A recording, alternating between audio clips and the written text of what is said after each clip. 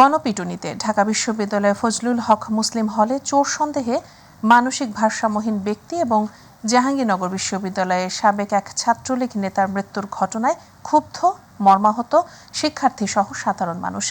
বিভিন্ন পর্যায়ে চলছে প্রতিবাদ, নিন্দা ও বিক্ষোভ। এ দুটি ঘটনায় বিক্ষোভ করেছে বৈষম্য বিরোধী ছাত্র আন্দোলনও। এদিকে ঢাকা বিশ্ববিদ্যালয়ের হলে নৃশংসতার ঘটনায় 4 শিক্ষার্থীকে গ্রেপ্তার করেছে পুলিশ। আরও জানাচ্ছেন আতিকুর রহমান তিতাস। বুধবার ঢাকা বিশ্ববিদ্যালয়ের ফজলুল হক মুসলিম হলে এক যুবককে চোর সন্দেহে পিটিয়ে হত্যা করা হয়। রাত 12টার দিকে হলের গেস্ট রুমে ঘটনা ঘটে। নিহতের নাম তোফাজ্জল হোসেন। জানা যায়, গত রাত 12টার দিকে ওই যুবককে আটক করেন শিক্ষার্থীরা। এরপর তাকে মারধর করা হয়। অসুস্থ হয়ে পড়লে শিক্ষার্থীরাই মধ্যরাতে হাসপাতালে নিয়ে যান তাকে। অন্যদিকে জাহাঙ্গীরনগর বিশ্ববিদ্যালয়ে সাবেক এক ছাত্রলীগ নেতাকে পিটিয়ে হত্যার ঘটনা ঘটে।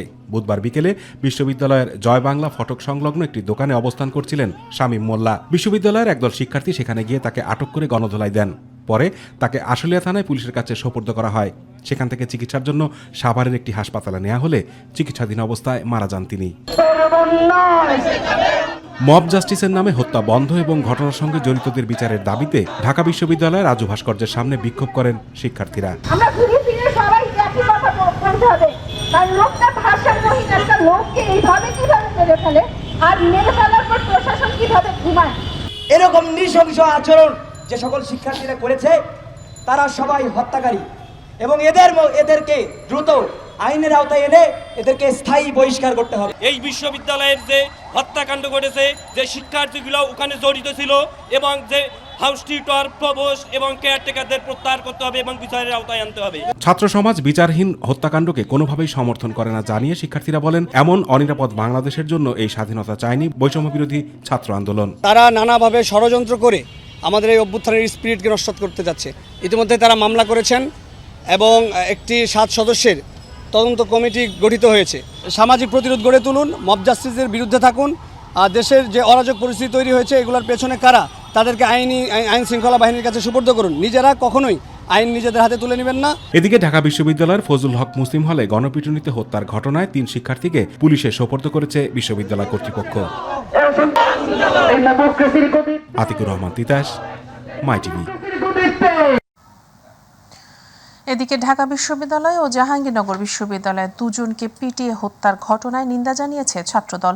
সেই সঙ্গে দোষীদের গ্রেপ্তারের পর বিচারের আওতায় আনার দাবিও জানানো হয়।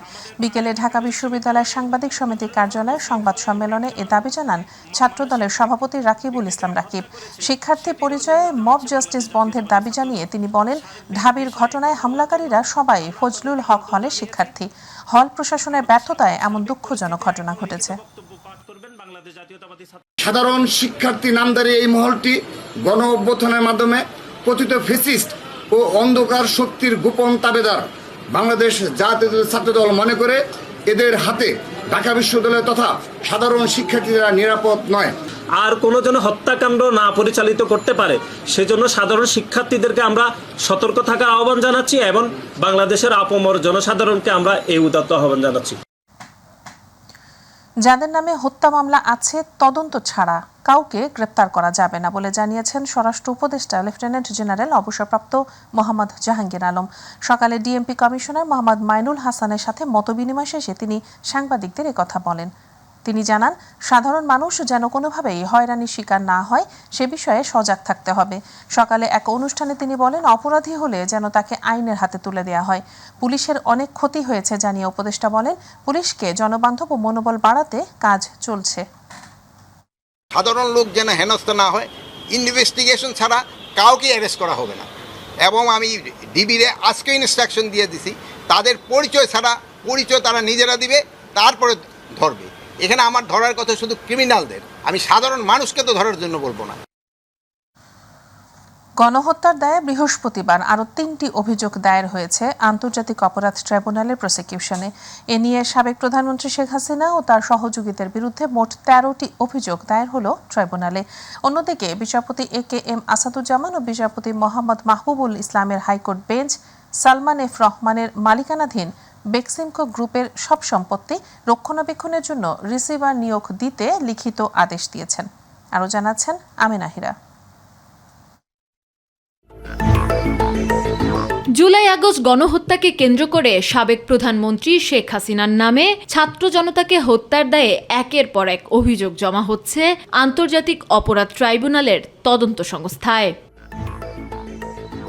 এসব অভিযোগের প্রধান আসামি সাবেক প্রধানমন্ত্রী শেখ হাসিনা, সঙ্গে অভিযুক্ত তার সহযোগীরা, যাদের প্রত্যেকেই এখন পলাতক, আর নিহতের স্বজনরা দিশেহারা।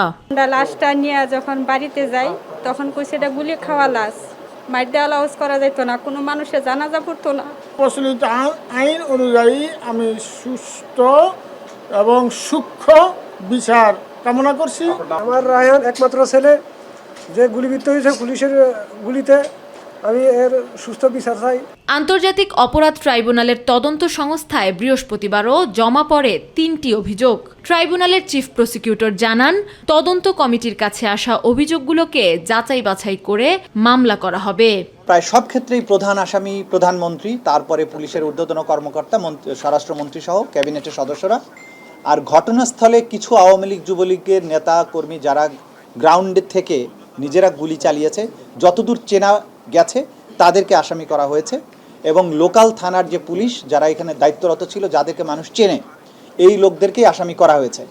আপনারা জানেন যে আইনের বিধান অনুযায়ী আমরা এই অভিযোগগুলো তদন্ত সংস্থা এবং প্রসিকিউশন পর্যালোচনা করে যখন যাদেরকে মনে হবে যে এরাই হচ্ছে মূল আসামি, তাদের নামেই ট্রাইব্যুনালে অভিযোগ দায়ের করবে। ইতিমধ্যে তদন্ত কর্মকর্তাদের নিয়োগ দেওয়া হয়েছে উল্লেখ করে চিফ প্রসিকিউটর বিচার কাজ দ্রুত শুরুর জন্য ট্রাইব্যুনালে শীঘ্রই বিচারক নিয়োগে সরকারকে আহ্বান জানান। ট্রাইব্যুনালের বিচারক নিয়োগের জন্য আমরা সরকারকে বারবারই অনুরোধ করেছি, সরকারও ইতিবাচকভাবে এটা দেখছেন। এটা অলমোস্ট চূড়ান্ত পর্যায়ে আছে। আশা করছি আগামী সপ্তাহের প্রথম দিকেই ট্রাইব্যুনাল পুনর্গঠিত হয়ে যাবে। অন্যদিকে বিচারপতি AK-M আসাদুজ্জামান ও বিচারপতি মোহাম্মদ মাহবুবুল ইসলামের হাইকোর্ট বেঞ্চ সালমান এফ রহমানের মালিকানাধীন ভেক্সিমকো গ্রুপের সব সম্পত্তি রক্ষণাবেক্ষণের জন্য রিসিভার তথা প্রশাসক নিয়োগ দিতে লিখিত আদেশ প্রকাশ করেছেন হাইকোর্টে, যা বাস্তবায়ন করতে নির্দেশ দেওয়া হয়েছে বাংলাদেশ ব্যাংককে। ব্যাংক অ্যাকাউন্ট থাকবে, প্রত্যেকটা এমপ্লয়ি বেতন পাবে, ইনক্রিমেন্ট, রিটায়ারমেন্ট, প্রমোশন সব কিছু হবে। আর ওই ব্যাংকের থেকে ভেক্সিমকো ফার্মা চালাবার জন্য যত ইনগ্রিডিয়েন্টস ইম্পোর্ট করতে হয় তারা তাও পারবে। আমেনা হীরা, মাই টিভি, ঢাকা। ভারত সরকারের কাছে সাবেক প্রধানমন্ত্রী শেখ হাসিনাকে ফেরত চাওয়া হবে বলে জানিয়েছেন আইন উপদেষ্টা অধ্যাপক ডক্টর আসিফ নজরুল। উপদেষ্টা পরিষদ এবং সাংবিধানিক কাঠামো সংস্কারে গঠিত কমিটির সঙ্গে বৈঠক শেষে সন্ধ্যায় ফরেন সার্ভিস একাডেমিতে প্রেস ব্রিফিংয়ে একথা জানান তিনি। আসিফ নজরুল বলেন, আগামী 1 অক্টোবর থেকে শুরু করে 31 ডিসেম্বরের মধ্যে রাষ্ট্র সংস্কারের 6টি কমিটি সংস্কার সংক্রান্ত প্রতিবেদন জমা দেবে। সুষ্ঠু নির্বাচন অনুষ্ঠান ছাড়াও প্রয়োজনীয় রাষ্ট্র সংস্কারে প্রাধান্য দেবে এই কমিটি। এদিকে ঢাকা বিশ্ববিদ্যালয়ের ফজলুল হক মুসলিম হলে চোর সন্দেহে তোফাজ্জল নামে এক যুবককে পিটিয়ে হত্যার ঘটনায় আসিফ নজরুল বলেন, ঢাবির ঘটনায় সরকার মর্মাহত। বিচার বহির্ভূত হত্যাকাণ্ড সহ্য করা হবে না, এর সঙ্গে জড়িত কাউকে ছাড় দেয়া হবে না। এখানে কোনো রকম মব জাস্টিস, কোনো রকম আইন নিজের হাতে তুলে নেওয়া, গণপিটুনি দেওয়া, এগুলি কোনোভাবেই অ্যাকসেপ্ট করা হবে না। বিচার বহির্ভূত হত্যাকাণ্ড কোনোভাবেই অ্যাকসেপ্ট করা হবে না। এগুলি যদি ঘটে, আপনাদের একটা জিনিস নিশ্চিত করতে পারি, আমাদের সরকার তাৎক্ষণিকভাবে ব্যবস্থা নেবে, আইনের মাধ্যমে উপযুক্ত শাস্তির তদন্ত এবং বিচার সাপেক্ষে উপযুক্ত শাস্তির ব্যবস্থা করা হবে। বিএনপি মহাসচিব মির্জা ফখরুল ইসলাম আলমগীর বলেছেন, শেখ হাসিনার কোনো ক্ষমা নেই, তিনি এ জাতিকে ধ্বংস করেছেন, সুতরাং জবাব তাকে দিতেই হবে। মানবতা বিরোধী অপরাধে তার বিচার হবে। দুপুরে জেলার রানীশংকৈল উপজেলা বিএনপি আয়োজিত অনুষ্ঠানে এসব কথা বলেন তিনি। মির্জা ফখরুল আরও বলেন, যারা দেশ পরিচালনা করছেন তাদের সঠিকভাবে দেশ পরিচালনা করতে হবে। এমন কোনো ভুল করা যাবে না যে ভুলের খেসারত গোটা জাতিকে দিতে হয়, কারণ এই সরকার ব্যর্থ হয়ে যাওয়া মানে বিপ্লব ব্যর্থ হয়ে যাওয়া। এই সরকার ব্যর্থ হলে আবারও সেই আওয়ামী লীগের দোসররা এসে ক্ষমতা নিতে চাইবে। সেজন্য সকলকে এই সরকারকে সহযোগিতা করতে হবে। আজকে যারা দেশ পরিচালনা করছেন, আপনারা দয়া করে সঠিকভাবে দেশ পরিচালনা করুন। এমন ভুল করবেন না যে ভুলগুলোর কারণে গোটা জাতিকে খেসারত দিতে হয়। আমরা আপনাদেরকে সহযোগিতা করছি সবসময়। আমরা চাই যে সরকার, অন্তর্বর্তীকালীন সরকার, তারা সফল হোক। কারণ এই সরকার ব্যর্থ হওয়া আমার বিপ্লব ব্যর্থ হয়ে যাওয়া, আমি ব্যর্থ হয়ে যাওয়া, আবার সেই আওয়ামী লীগের দোষরা এসে ক্ষমতায় পড়বে, তাই না? সেটা আমরা হতে দিতে চাই না। সুতরাং আমাদের সকলকে এই অন্তর্বর্তীকালীন সরকারকে সহযোগিতা করতে হবে। হবিগঞ্জে মানহানির মামলা থেকে খালাস পেয়েছেন বিএনপির ভারপ্রাপ্ত চেয়ারম্যান তারেক রহমান। সকালে senior judicial magistrate Abdul Alim এ আদেশ দেন। স্থানীয় ছাত্রলীগ নেতা আসাদুজ্জামান খান তুহিন বাদী হয়ে মামলাটি দায়ের করেছিলেন। এর আগে গত 11 সেপ্টেম্বর বিএনপির ভারপ্রাপ্ত চেয়ারম্যান তারেক রহমানকে 2014 সালে ছাত্রলীগের করা রাষ্ট্রদ্রোহ ও মানহানির দুটি মামলায় খালাস দিয়েছেন নওগাঁর একটি আদালত। নওগাঁর চিফ জুডিশিয়াল ম্যাজিস্ট্রেট আদালতের বিচারক বিশ্বনাথ মণ্ডল এ রায় দেন। এছাড়াও গত 27 আগস্ট গোপালগঞ্জে মানহানির একটি, 21 আগস্ট নোয়াখালীতে রাষ্ট্রদ্রোহের একটি, 13 আগস্ট মাদারীপুরে মানহানির একটি এবং 12 আগস্ট পটুয়াখালীতে মানহানির একটি মামলায় খালাস পান তারেক রহমান।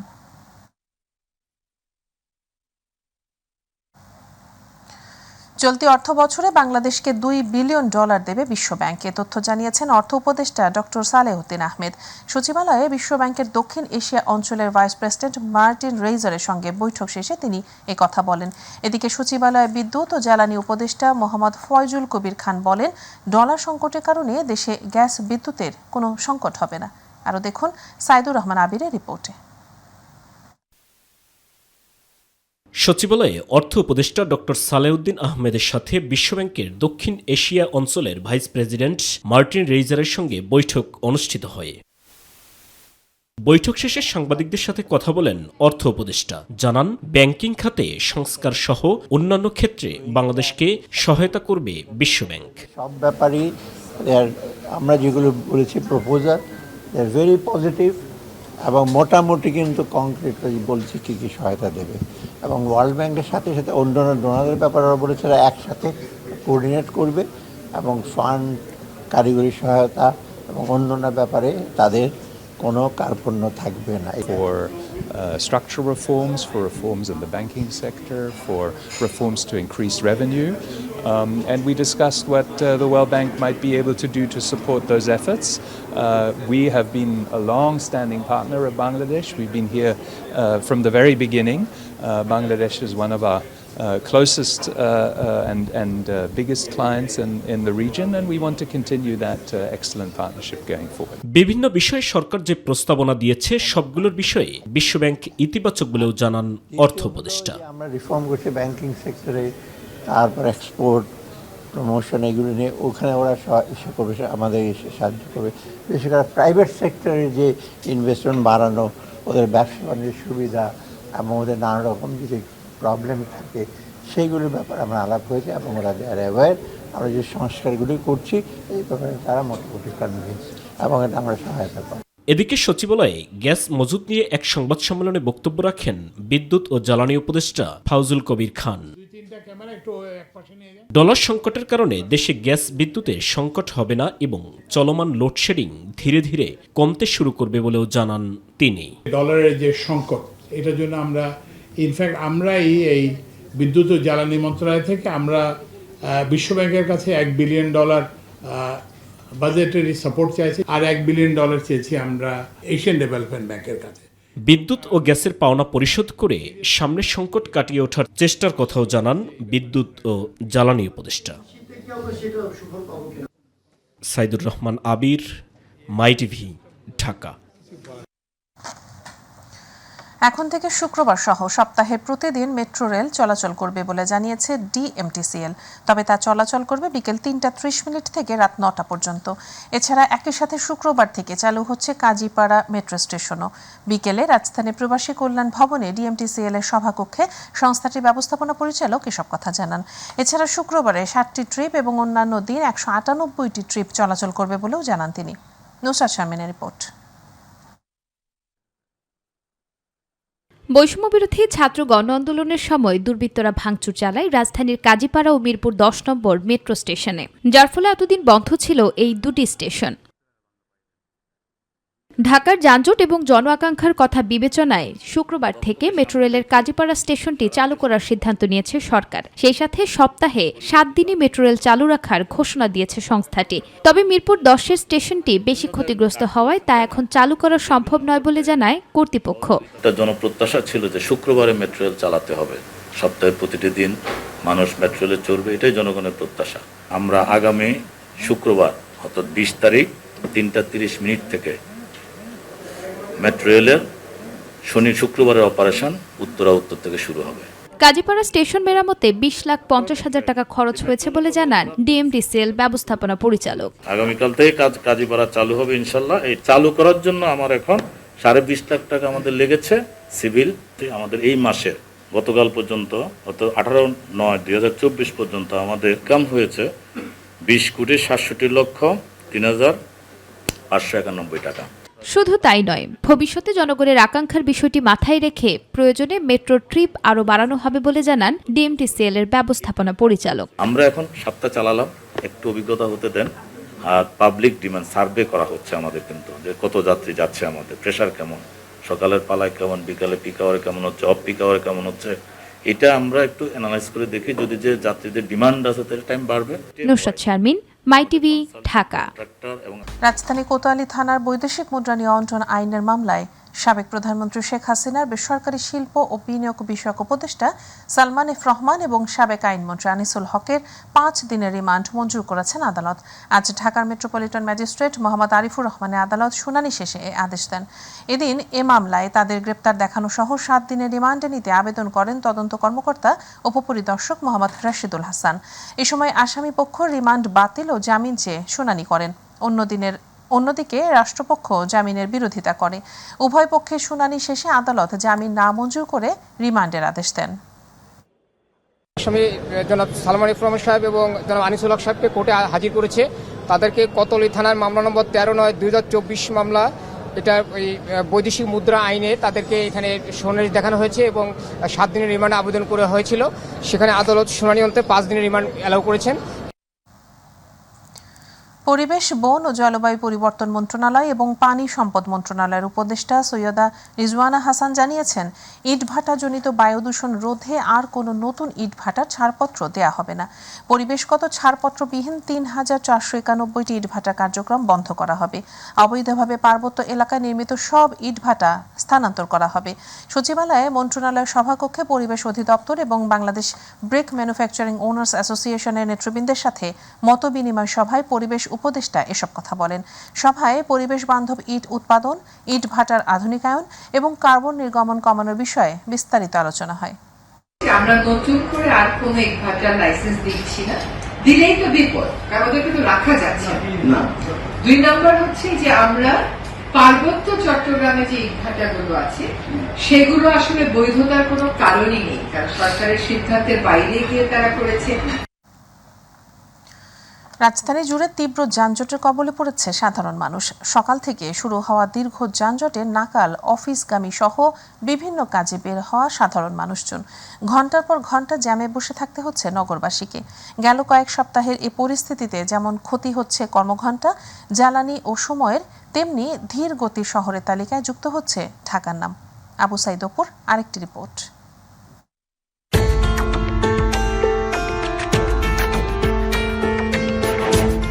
প্রিয় দর্শক, আমন্ত্রণ এবং স্বাগত জানাচ্ছি মাই টিভি সাপ্তাহিক বিশেষ আয়োজন পাবলিক ভিউয়ে। আর বরাবর মতো আপনাদের সাথে আছে আমি আবু সাইদ অপু। আজকে যে বিষয়ে কথা বলবো তা হলো যানজটে পড়ে নগরবাসী কেমন আছেন, এ নিয়ে আমরা ছোট্ট একটি প্রতিবেদন দেখে আসি, তাহলে অনুধাবন করা সম্ভব কেমন আছে নগরবাসী। রাজধানী জুড়ে অসহনীয় যানজটে নাকাল নগরবাসী। সকাল কিংবা বিকেল অফিসগামী ও বাসায় ফেরা মানুষরা পোহাচ্ছেন ভোগান্তি। আর এতে করে অর্থ সময় দুটোই অপচয় হচ্ছে, জীবন থেকে হারিয়ে যাচ্ছে কর্মঘণ্টা। সাবার গাতকুলি সকালবেলা যে টাইমে গেছি পুরা 3 ঘন্টা জাম লেগে গেছে, এখন আবার জাম। তার মনে যে জামের কারণে যে আমার গাড়ি 4 জন লেবার, আমি আমাদের কর্মস্থলে মনে হচ্ছে টাকা নাই। প্রতিটা স্টেপে আধা ঘন্টা করে গেলেও মনে করেন সারাদিনে একটা গন্তব্যে পৌঁছাইতে গেলে প্রায় দিনের অর্ধেকের বেশি সময় অতিবাহিত হয়ে যাবে। সময় তো অনেক ক্ষতি হয়। মনে করেন মতিঝিল জাতি কল্যাণপুরীতে 2.5 ঘন্টা 3 ঘন্টা 2 ঘন্টা লাগে, তাহলে এই সময় যে তেল পড়ে গ্যাস পড়ে যে সময় নষ্ট হয় এটা তো আর পোষানো যায় না। রাজধানীর মোহাম্মদপুর, শ্যামলী, কল্যাণপুর, মিরপুর 10, আগারগাঁ, কারণ বাজার, সোনারগাঁ, 7 রাস্তা, মহাখালী, বনানী, কাকলী, বিজয় সরণি, ফার্মগেট, গুলিস্তান, গুলশান 1, গুলশান 2, লিং রোড, প্রগতি সরণি সহ বিভিন্ন এলাকা ঘুরে দেখা যায় যানজটের ভয়াবহ চিত্র।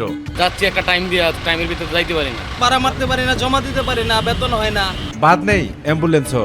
মরণাপন্ন রোগী নিয়ে অসহায় চালক ও স্বজনরা। রোডের যে পরিস্থিতি, এত তো রুগী টাইম মতো আসলে পৌঁছাইতে পারি না, অনেকে মারাও যায় গাড়িতে বসে। তবে সড়কে শৃঙ্খলা ফেরাতে সর্বোচ্চ প্রচেষ্টা করছে ট্রাফিক পুলিশ। প্রিয় দর্শক, এই ছিল আজকে আমাদের পাবলিক ভিউয়ের বিশেষ আয়োজন। দেখা হবে পরবর্তীতে নাগরিকদের কোনো প্রত্যাশা, প্রাপ্তি, সংগতি কিংবা অসঙ্গতির গল্প নিয়ে। সে অপেক্ষায় ভালো থাকুন, সুস্থ থাকুন আর সবসময় চোখ রাখুন মাই টিভিতে। দর্শক, এই ছিল এখনকার সংবাদে। পরের সংবাদ দেখার আমন্ত্রণ। আল্লাহ হাফেজ।